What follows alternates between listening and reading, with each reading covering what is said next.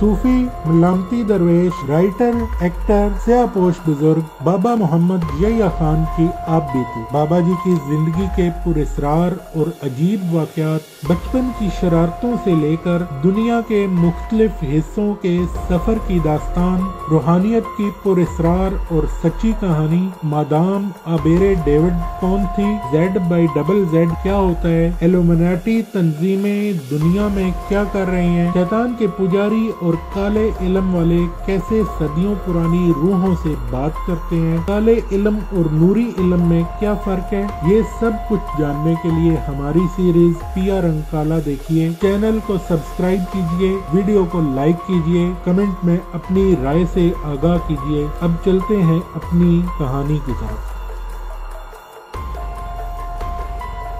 میں نے فاتحہ شریف کے لیے ہاتھ اٹھا لیے، ترت جواب ملا، وعلیکم السلام ورحمۃ اللہ وبرکاتہ۔ جیسے سنی انسنی سی ہوئی۔ میں سورہ فاتحہ پڑھ رہا تھا کہ اچانک مجھے جھٹکا سا لگا، یہ وعلیکم السلام کی آواز کہاں سے آئی ہے؟ اب زیر لب تو فاتحہ جاری تھی، لیکن آنکھیں دائیں بائیں سامنے کسی وعلیکم السلام کہنے والے کو تلاش کر رہی تھی۔ یہ بھی خیال آیا کہ ہو سکتا ہے یہ میرا محض وہم ہو۔ فاتحہ شریف ختم ہو گئی، مگر وعلیکم السلام والا وہم یا تجسس تو تردد ہنوز باقی تھا۔ میں قبر کی پائنتی کی طرف کھڑا تھا، پوری قبر میرے سامنے تھی۔ بڑی آہستگی سے سرانے والے کچی اینٹوں کے تھڑے کے پیچھے سے، جس پہ مٹی کا ٹوٹا سا دیا پڑا تھا، سرکار میاں جی کا سر یوں ابھرا جیسے طلوع کے سمے آفتاب ابھرتا ہے۔ میں نے میاں جی کو پہلی مرتبہ آج 16 ایٹ کے بغیر دیکھا۔ سر پہ سفید کاکلیں، شانوں پہ ابر رحمت کی مانند اتری ہوئی دھیمی سی مسکراہٹ کا اجالا، وہ پرنور چہرے پہ لیے شفقت بھری نظروں سے میری طرف دیکھ رہے تھے۔ زمین کا مہتاب لہجہ لہجہ اوپر اٹھ رہا تھا اور آسمان کا آفتاب بڑی عجلت سے ایک جھکائی لے کر منہ چھپا گیا تھا۔ وہ مرکز کے سرانے کی جانب کی سیڑھیوں سے چبوترے پہ تشریف لائے۔ جسم پہ وزنی زنجیریں اور پاؤں کی آنی بیڑیاں دیکھتے ہی میں کانپ سا گیا۔ نگاہیں جھک کر ان کے قدموں سے لپٹ گئیں۔ ہاتھ ناف پہ باندھے ہوئے، ہلکا سا جھکا ہوا سر، میں کہیں سے کہیں پہنچا ہوا تھا۔ انسان جب اپنے بحر بطون میں اترنا، ڈوبنا، پیرنا اور پھر ابھرنا سیکھ لیتا ہے اور فی نفس ہی ان جملہ کیفیات کے جمال و کمال، انگ رنگ کی سرمستیوں اور سرشاریوں سے کسی حد تک آشنا ہو جاتا ہے، تو پھر اس کے لیے وقت جیسے تھم سا جاتا ہے۔ وہ زمان و مکان کی نظر نہ آنے والی قید و بند سے آزاد ہو جاتا ہے۔ کائنات کے تمام کلیے، قاعدے، قانون، اصول، طور طریقوں سے وہ جیسے مستثنیٰ سا ہو جاتا ہے۔ یہ مراقبہ بھی دھیان گیان کی ایک کیفیت ہوتی ہے۔ انس و جن اور قدسیوں کے علاوہ یہ وصف وظیفہ حیوانات، چرند پرند، جمادات، نباتات اور معدنیات میں بھی بدرجہ کم و بیش پایا جاتا ہے۔ حجر و اشجار میں تو یہ کیفیت بدرجہ اتم ہوتی ہے۔ اس کائنات کی ہر تخلیق کسی نہ کسی سمے، کسی نہ کسی شکل، حالت و انداز میں اپنے خالق حقیقی کے دھیان گیان میں اتر جاتی ہے۔ مجھے اپنی خجل خواری، سہران وردی اور بادیہ پیمائی کے دوران بارہا ایسی مخلوق دیکھنے اور ان سے ملنے کا اتفاق ہوا جو مختلف وقتوں اور مختلف حالتوں میں معرض مراقبہ میں ڈوبی ہوئی ہیں۔ کئی تو ہزاروں لاکھوں برسوں سے ابھی تک مراقبوں میں ڈوبی ہوئی تھیں اور نہ جانے کب تک وہ اسی حالت میں رہیں۔ اسکندریہ، بابل، نینوا، کوہ ارارات، حضرموت، سائبیریا، زنجان، جلال آباد، کوہ البرز، رے، جبل نور، جبل سور اور مکران و کونیا میں کئی ایسے پتھر، چٹانیں، درخت، جانور اور انسان و جن دیکھے جو صدیوں سے حالت مراقبت میں پڑے ہوئے ہیں۔ گو امتداد زمانہ اور گردش لیل و نہار نے ان کی حیت قضائی میں ایسی عجیب و غریب سی تبدیلیاں نمایاں کر دی ہیں کہ عام انسانی آنکھ ان کی اصل حقیقت کو پہچان نہیں سکتی۔ کائنات کو تو علیحدہ رکھیے، اس ارض کے مٹھی بھر کرہ میں لاتعداد ایسی جگہیں ہیں جہاں تک ابھی انسان کی رسائی نہیں ہوئی۔ خلا تو باہر ہے، سمندر تو دسترس میں ہے، اور یہ قریب سارے کا سارا ہی اندھیرے میں ڈوبا ہوا ہے۔ ایسے عجائب، تحیر و اسرار، مدفن و معدنیات، مدائن و خزائن پوشیدہ ہیں کہ انسان ان کی افادیت و اہمیت کا تصور بھی نہیں کر سکتا۔ انسان کی جستجو اور علم و سائنس نے اپنے تئیں زمین کے چپے چپے کو کھنگال ڈالا ہے، مگر نہیں، ابھی دلی دور ہے۔ دیوار اور پہاڑ تک پہنچ کر انسان رک جاتا ہے، آگے راستہ بند یا ختم ہے، حالانکہ اصل کھوج تو وہیں سے شروع ہوتی ہے۔ ارض تو ایک شعبیہ ہے، کائنات میں اس کی حیثیت ایک ننھے سے ذرے کی ہے۔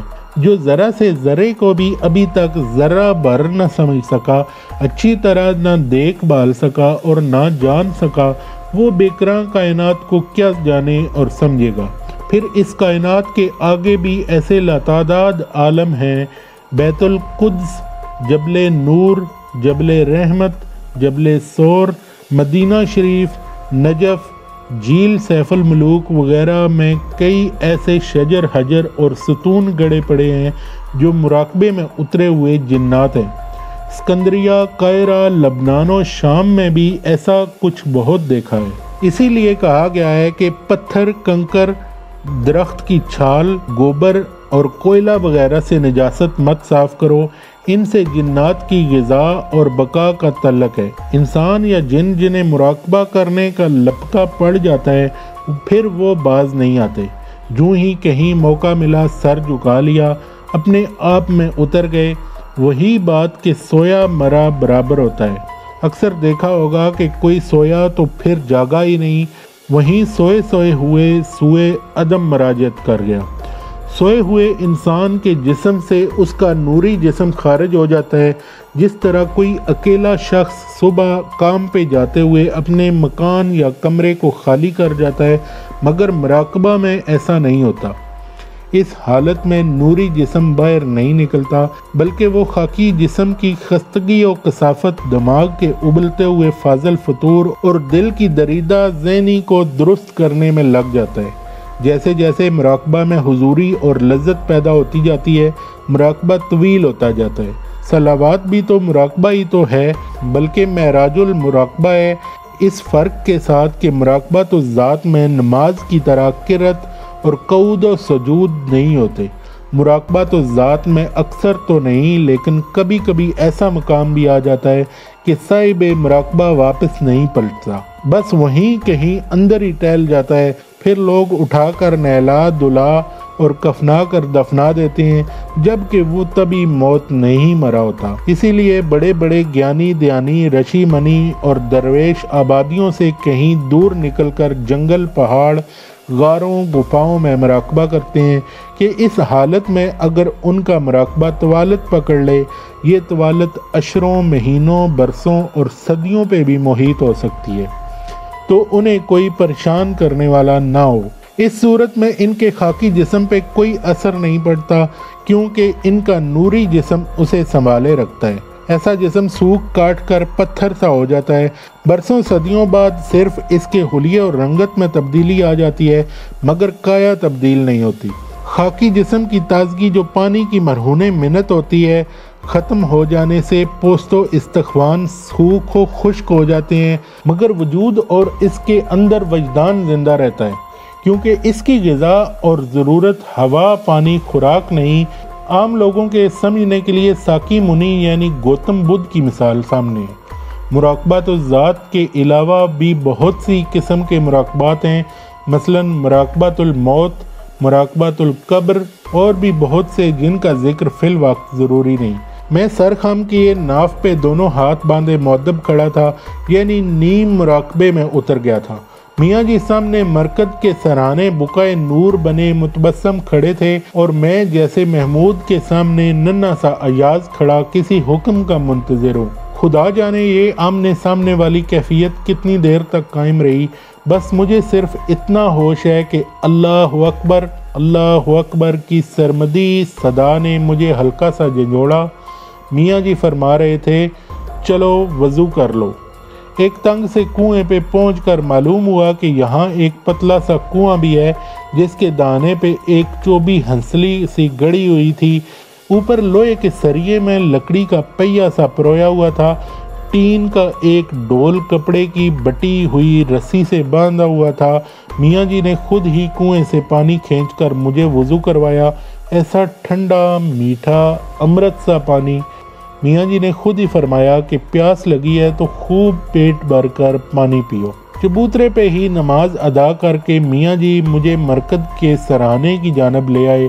पाइती की तरह यहाँ भी सीढ़ियाँ बनी हुई थीं, लेकिन कुछ ज़्यादा चौड़ी और फराख। इन सीढ़ियों के बगल के साथ कुछ गहराई में एक छोटे दरवाजे से गुजरते हुए हम अंदर तहखाने में उतर आए। अल्लाह अल्लाह, यहाँ तो आलम ही कुछ और था।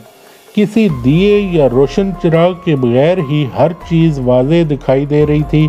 ताज़ा हवा और सूंधी सूंधी कच्ची मिट्टी की खुशबू ने एक जां फिजा किस्म का माहौल पैदा कर रखा था कि तबीयत हशाश बशाश हो गई। गोल बड़ा सा तहखाना, दीवारें पक्की ईंटों से उठाई गई थी। ऊपर यानी तहखाने की छत भी पुख्ता थी। दीवारों में कुछ रोज़न से नज़र आ रहे थे जो शायद ताज़ा हवा की आमदो रफ्त के लिए थे। दरमियान में एक कब्र खुदी हुई थी। किनारों पे निकाली हुई मिट्टी के ढेर लगे थे। कुदाल और बेलचा भी पास धरे थे। कब्र के दोनों इतराफ खजूरी चटाइयाँ बिछी हुई थी। पानी का मटका, मिट्टी का कूजा, लोटा, एक आध मिट्टी का बर्तन और चंद एक परचात भी दिखाई दे रहे थे। मियाँ जी ने मुझे कब्र की दाईं जानब चटाई पे बिठाया। मुस्कुराते हुए फरमाया, पहले कुछ खा पी लो, फिर कोई और बात होगी।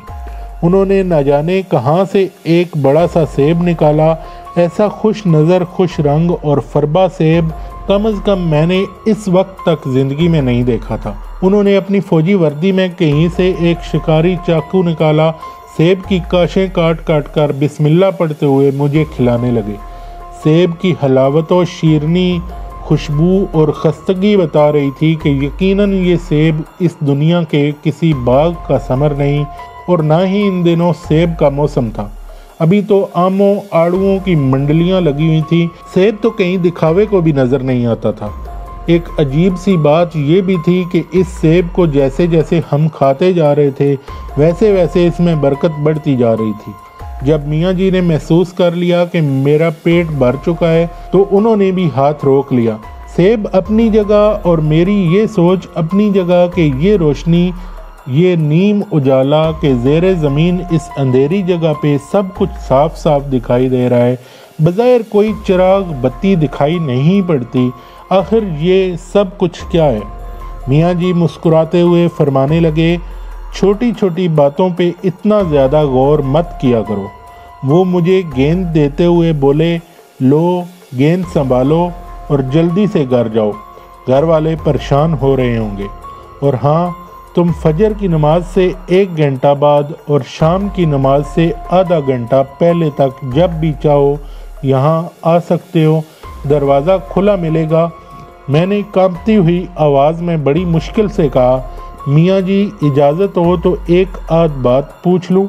वो मेरा बाजू थाम कर मुझे उठाते हुए बोले, आओ मैं तुम्हें बाहर सड़क तक छोड़ाऊँ, रात हो गई है, ये बातें करने का वक्त नहीं। खुदी हुई कब्र पे मैं एक नज़र डालते हुए उनके साथ बाहर निकल आया। चबूतरे पे चढ़कर वो गुंबद के नीचे वाली कब्र के पास रुक गए। कहने लगे, ये मजाजी कब्र मिट्टी का ढेर है। ये ज़मीन से ऊपर और अंदर से खाली है, सिर्फ दिखाई देने के लिए है। नीचे वाली हकीकी जिंदा कब्र और ज़मीन के अंदर है। मेरा हाथ पकड़कर वो पाइती की सीढ़ियों की जानब बढ़ते हुए मज़ीद फरमाने लगे, वैसे मरने के बाद मजाजी या हकीकी दोनों कब्रों की ज़रूरत नहीं रहती। ये तो बस। वो आगे मज़ीद कुछ कहते कहते रुक गए। सदर दरवाज़ा हल्का सा बेड़ कर वो मुझे साथ लेकर बाहर निकल आए थे। पाँव की छन छन करती हुई बेड़ियाँ और वज़नी जंजीरें बेसाख्ता मेरे मुंह से निकला, मियाँ जी आपने इतना बोझ उठा रखा है, क्या आपको तकलीफ़ नहीं होती? जवाब में फरमाया, ये बोझ नहीं, ये मेरा एजाज़ है, ये मेरा इनाम, मेरे तमगे, मेरे लिए फूल, गजरे और गहने हैं। इसीलिए तो मैं इन्हें पहन कर सजा कर शहर भर को दिखाने जाता हूँ कि देखो मुझे मेरे बाबा ने कैसे गहने पहनाए हैं। इन्हीं बातों में हम बड़ी सड़क तक आ गए। फरमाया, अब तुम सीधे घर जाओ, फ़ी अमानिल्लाह, इंशाअल्लाह फिर मुलाकात होगी। जाने से पहले हमारी वीडियो को लाइक कीजिए, कमेंट्स में अपनी राय दीजिए और चैनल को सब्सक्राइब कीजिए। मिलते हैं अपनी अगली किस्त में। अस्सलाम वालेकुम।